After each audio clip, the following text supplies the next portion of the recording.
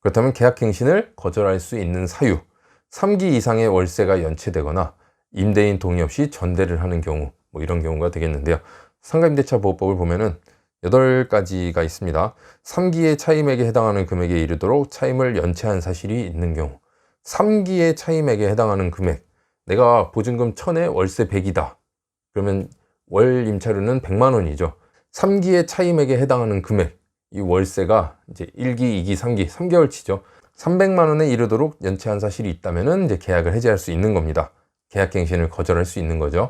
임대인 분들은 이 부분이 가장 이제 불만사항이 많은 부분이기도 합니다. 3기에 해당하는 금액.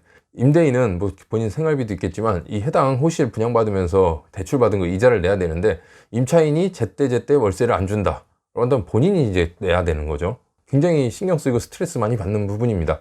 임차인이 계속해서 이런 걸로 스트레스를 준다. 그럼 당연히 내보내고 새로운 임차인을 드리고 싶겠죠. 하지만 이제 법적으로 3기의 차임액에 해당하는 금액. 아까 예를 들었죠. 1000에 100일 경우 300만 원 이상이 이제 돼야만 이걸 이제 할 수가 있는 건데 300만 원까지 안 간다. 라고 한다면 어떻게 내보내거나 뭐 계약갱신을 거절할 수가 없는 겁니다. 그리고 임차인이 뭐 거짓이나 그 밖에 부정한 방법으로 임차한 경우, 다음은 이제 서로 합의를 하는 경우가 되겠습니다. 뭐 보상이 있든 없든 합의를 하는 경우가 되겠고, 이제 임대인 동의 없이 목적 건물의 전부 또는 일부를 전대한 경우, 만약 임차인이 본인이 이거를 다시 다른 사업자한테 뭐 전대할 경우에는 임대인한테 이제 동의를 구해서 해야 되는 거죠. 임대인 동의 없이 다른 사람한테 이걸 전대했다 라고 한다면 계약갱신 거절의 사유가 되는 겁니다.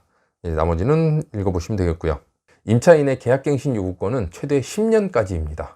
임차인이 들어와서 뭐 3기의 월세 연체 없고 임대인 동의 없이 전대 등을 안 하고 정말 잘 살고 있다라고 한다면 최대 10년까지는 살 수가 있는 겁니다. 그 이후에도 계속해서 뭐 임대차를 쓸 수는 있겠지만 일단 최대 10년까지는 법에서 보장을 해주고 있습니다.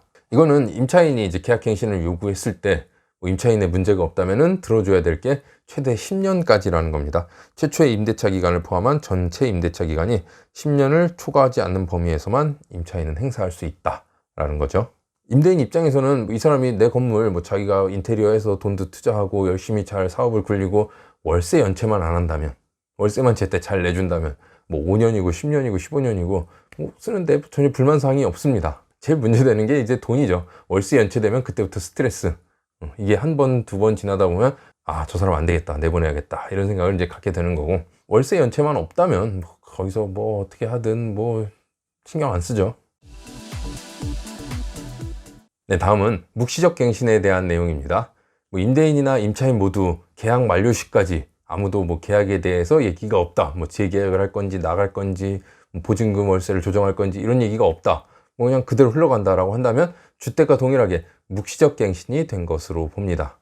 묵시적 갱신은 이제 임대차 기간이 이제 다 됐을 경우에 임대인이나 임차인 모두 갱신 거절 통지 또는 조건 변경의 통지를 하지 아니한 경우, 그 기간이 만료된 때에 전 임대차와 동일한 조건으로 다시 임대차 한 것으로 본다라는 거죠. 내가 1000에 100으로 2년 계약을 했는데 뭐 2년 동안 잘 아무 문제 없었고 이제 계약 기간 만료됐는데 둘 다 아무 말이 없다, 그냥 계약 기간이 지나갔다 라고 한다면 1000에 100으로 동일하게 재계약된 걸로 보고요.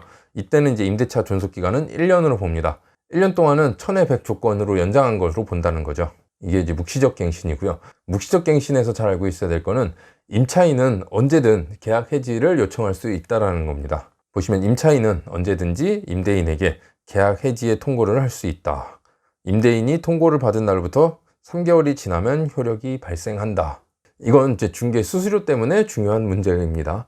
임차인이랑 임대차 계약을 2년 동안 했습니다. 근데 2년이 되기 전에 중간에 임차인이 나간다. 이제 다른 사람을 이제 들이게 될 때 보통 이때는 중개 수수료를 임차인이 부담을 합니다. 하지만 이제 계약이 만료되고 저 이제 계약 기간 다 됐으니까 나가겠습니다, 이제 보증금 빼주십시오 하고 새로운 임차인 드릴 때 이때 중개 수수료는 임대인이 냅니다. 이해되시죠? 계약 기간이 다 되고 나면은 임대인이 내는 건데 2년 동안 계약을 했는데 이 계약 기간을 못 채우고 임차인이 나가는 경우, 이때는 임차인이 내야 되는 건데요.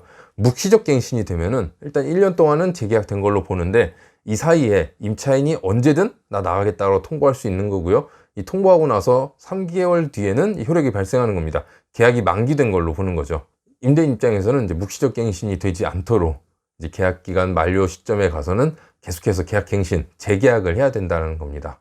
이해되셨죠? 그래서 재계약을 해야 다시 그 기간이 이제 못이 박히는 거고, 그 전에 임차인이 나갈 경우에는 임차인이 중개 수수료를 부담을 해야 된다라는 거죠. 그리고 계약갱신 시 연 5%의 월세 인상 상한선이 있습니다.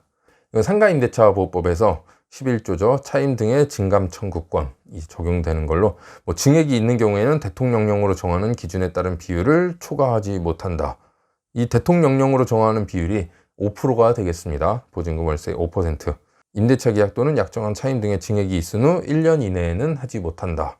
임대차 계약을 이번에 체결했으면 1년 동안은 이제 할 수 없다라는 거고요.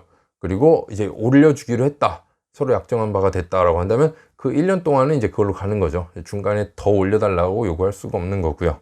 대부분의 지식산업센터는 상가임대차 보호법에 적용을 받는다라고 생각을 하고요. 그렇기 때문에 연 5% 월세 인상 상한선이 늘 있다라고 말씀을 드립니다. 그래서 지식산업센터 공실이 발생했을 때 이제 대처 방법에 대해서도 안내를 해드렸습니다. 부동산에 여러 군데 내놓는 것도 중요하고, 필요하다면 인테리어도 하면 좋겠고, 필요하다면 렌트프리를 제공하면 좋겠고, 그런데도 안 나간다, 그런데도 고민이다, 그러면 항상 최악의 경우 마지막에 이제 월세 인하를 생각하라고 말씀을 드렸습니다. 처음부터 월세를 낮게 가져가면 5% 상한을 해도 내가 생각했던 것만큼 수익률이 안 난다라는 거죠. 그래서 대신 렌트프리를 주면 처음 손해는 조금 감소하더라도 재계약 시에는 내가 원하는 만큼 5% 상한을 할 수 있는 거, 이 부분 때문에 임대료 인하는 가장 마지막에 최악의 경우에 정말 힘들다 할 때 선택을 하라고 말씀을 드립니다.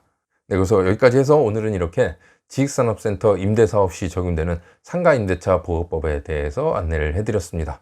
말 그대로 상가임대차 보호법, 상대적 약자인 임차인을 보호하기 위한 법률입니다. 하지만 이걸 악용하는 임차인분들이 점점 많아지고 있습니다. 보면은 처음부터 임대인분들이 빡빡하거나 깐깐하거나 악독하진 않은 것 같아요. 이걸 이용해 먹는 임차인들이 한 명 한 명 생기면서 임차인들은 계약기간 동안 쓰고 가면 되죠. 근데 이걸 이제 당하는 임대인 입장에서는 하나하나 보호장치가 이제 생겨나게 되는 겁니다. 그러다 보니까 이렇게 깐깐해, 이렇게 빡빡하게 구냐. 신규 임차인 입장에서는 그렇게 생각할 수도 있는데요. 부동산 하다 보면은 어느 정도 이해가 가는 부분이긴 합니다. 정말 처음에는 다 해주고 다 베풀어주고 그래 다 이해해준다 했는데, 이런 것들을 이제 악용하는 사람들이 이제 있기 때문에 문제가 되는 건데요. 어쨌든 이제 지식산업센터 임대 사업을 하실 분들이라면 이러한 내용들에 대해서 알고 진행을 하시라고 말씀을 드렸습니다. 오늘 영상은 여기서 마치겠고요. 영상 유익하셨다면 구독, 좋아요 부탁드립니다. 감사합니다.